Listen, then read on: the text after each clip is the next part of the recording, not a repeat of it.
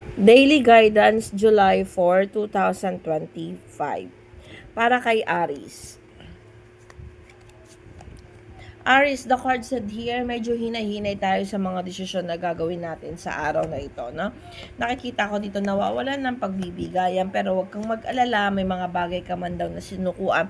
Kaya mo pa rin to start a new day or to start again, no? Kung ano man yung nagiging conflict or sigalot sa araw na ito, sabi dito sa cards, mapagtatagumpayan mo naman, makakapag-start ka. Yun nga lang, medyo may kikimkimin tayo. Alam mo itong mga Aries, medyo konting hinay-hinay tayo sa araw na ito sa pagdedesisyon natin. Baka kasi minsan yung pride natin or sabihin na natin yung emosyon na meron tayo ngayon, makapagbitaw tayo ng mga salita na makakapagpanakit din sa atin, no? Alam mo yung gano'n, masimulan ng conflict or kaguluhan. So, Aries, today, medyo hinay-hinay at kung maaari lang, wag na tayong masyadong magdesisyon sa araw na ito. Pupunta tayo kay Aquarius.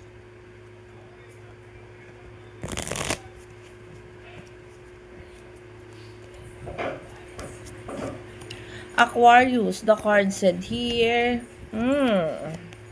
Okay, sabi dito sa cards, may mga bagay ka daw na inilalaban, kaya lang you need to make sure na yung mga bagay na pinaglalaban mo, Aquarius, ay makakapagpasaya sa'yo, no? Sabi dito sa cards, hindi mo naman daw masyadong iniinda yung mga unpleasant happening na nangyayari sa'yo, but still, you know na hindi ito tama sa'yo or injustice para sa'yo, no?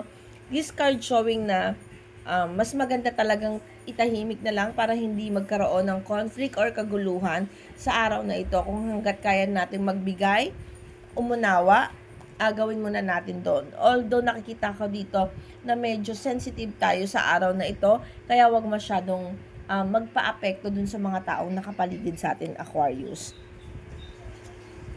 Punta tayo kay Sagittarius.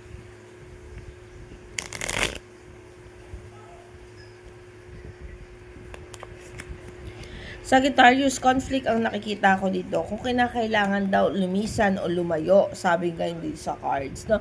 Or, sabihin man natin, may mga conflict na kinakaharap si Sagittarius pero sabi dito sa cards, kung kinakailangan yung parang maging mahinahon, iwasan mo na lang yung mga bagay na hindi nakakapagpa-align sa'yo. Sabi dito sa cards, babaan muna natin ang ating pride or yung alam nating authority. Mas matuto tayo magbigay sa araw na ito para makabuo tayo ng isang maayos na relasyon o ugnayan sa ibang tao, no? Mas piliin daw muna natin yung maging kalmado, Sagittarius, sa kabila ng mga negativity. Nakita ko dito sa'yo magmula yung pagkakaroon ng isang mapayapa at maayos na ugnayan sa mga taong nakapaligid sa iyo, Sagittarius. Punta tayo kay Virgo.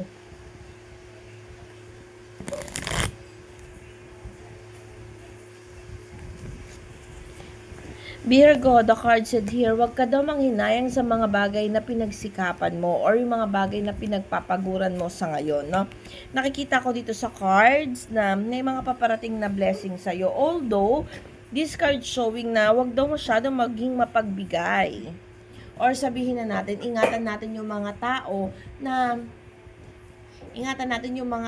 na pag bibigyan natin ng tulong. Kasi these cards nagpapakita na baka kasi sa sobrang tulong natin tayo yung masaktan o mabigo, tayo yung mapasama.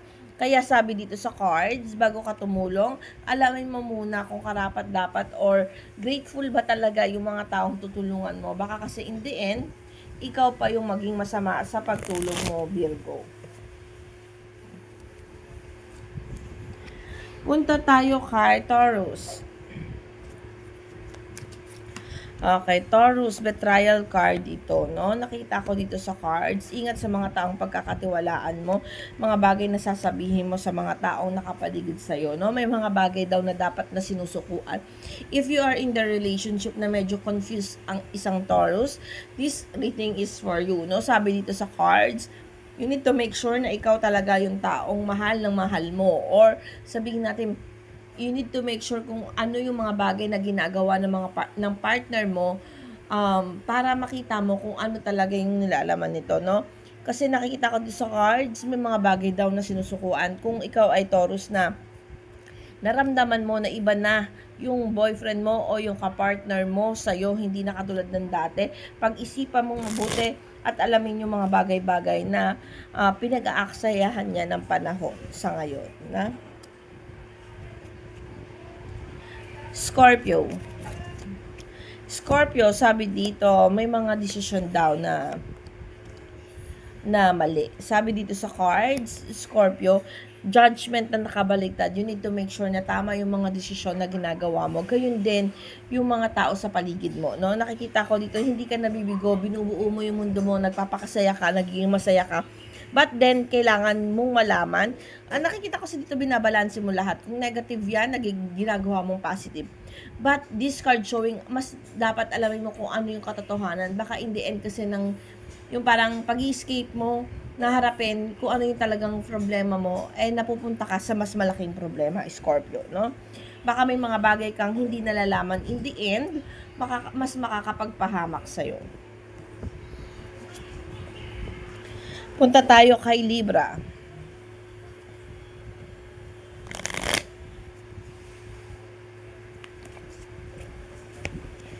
Libra, this card showing may mga blessing na paparating sa iyong pamilya. Sabi dito, wag ka daw ma-confuse sa kabila ng mga taong nagne-negative sa iyo, sa kabila ng bagay na sabihin na natin nagkaroon ng conflict regarding sa finances or kakulangan, pagkalito, may mga betrayal. Nakita ko dito, naging matatag naman ang iyong emosyon. Sabi dito, wag ka mag-alala, Libra.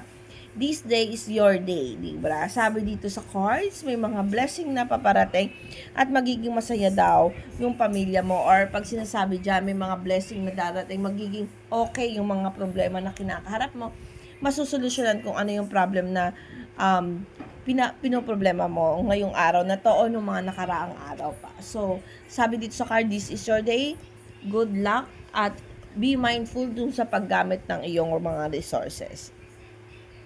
Leo.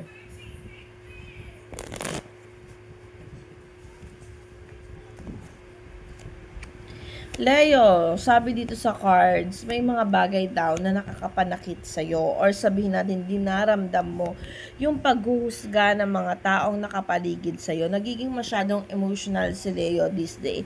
Sabi dito, you're still successful. Kaya ka siguro binabato ng mga ganyan, or sabihin natin may mga taong naiinggit sa'yo, Leo. Kasi nga, nakikita nila you are better than them. No? Sabi dito, wag mong masyadong intindihin at pagpokusan. Kasi nakikita ko dito, you feel in pain, no? Sabi dito sa cards, nasaktan ka dun sa mga bagay-bagay na hindi naman makakatulong sa'yo. So, remove it, kalimutan mo, at mag-focus ka ulit kung paano ka magsasucess.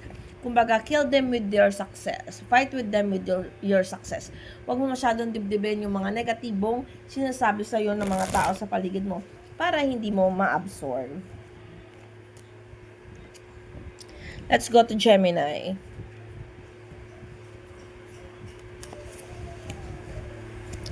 Gemini, sabi dito, may mga maling gawa, maling desisyon o kinukulang sa pagkilos at paggalaw. Pero nakikita ko dito yung connection with other people, medyo confused but still happy, no?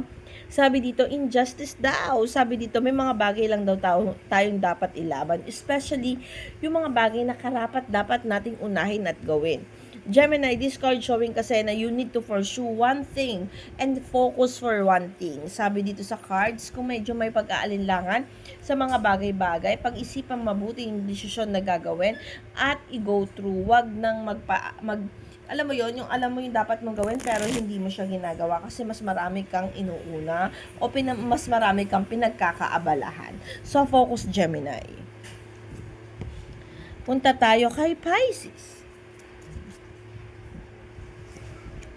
Pisces, if you have planned to go outside, to travel, or to do something, sabi dito, kung nawalan ka man ng pagkilos at paggalaw, ilaban mo lang daw ito. Ituloy mo lang. Gawin mong balanse. Kung meron may mga kakulangan regarding sa finances or something, sabi dito, huwag kang mag-alala, masusolusyonan yan. Kung ikaw ang isang Pisces ang nagbabalak na umalis at nagkakaroon ng problema sa iyong pag-travel, sabi dito, this time, o kumbaga transition, kung mabalak mo magpalit ng trabaho. Sabi ito, huwag kang mag-alala. Tuloy mo lang at huwag kang mag-alinlangan. Mag-focus ka lang, this card showing na masusolusyonan daw. The Magician kasi yung lumabas. So, ibig sabihin, masusolusyonan daw yung mga problema na kinakaharap mo, Pisces. Capricorn.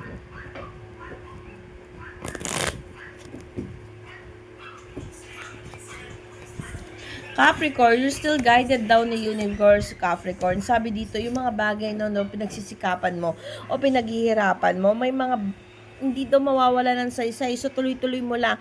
May mga bagay lang talaga na hindi naaayon sa'yo. Like, kung may mga gusto ka pa ma-achieve, hindi kasi agad-agad yon. Ibig sabihin, kung ikaw ay isang Capricorn na may pinaplano o may mga bagay na gustong gawin, pero hindi mo pa nakukuha sa ngayon, ang ibig sabihin kasi nito, this is not the right time for that, no? So, medyo konting hinay-hinay ka at huwag kang masyadong malungkot kung hindi mo pa nakukuha yung mga yon. Kasi this card showing na darating yon in the right time.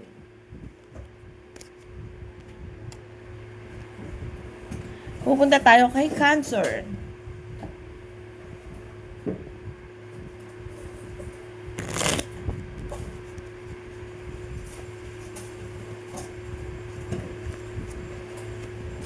Cancer, this card showing na wow, be careful Cancer sa mga taong pagkakatiwalaan mo, no? Sabi dito sa cards, naging masaya ka, then naramdaman mo na okay naman daw yung takbo ng iyong relationship, but still, huwag ka masyadong magdesisyon, lalo na pag mga major yung mga pagdidesisyonan mo, kasi nawawalan ng guidance ng universe, may mga betrayal card ka ngayon, so be mindful sa mga pagkakatiwalaan mo at sa desisyon nga talaga na gagawin mo.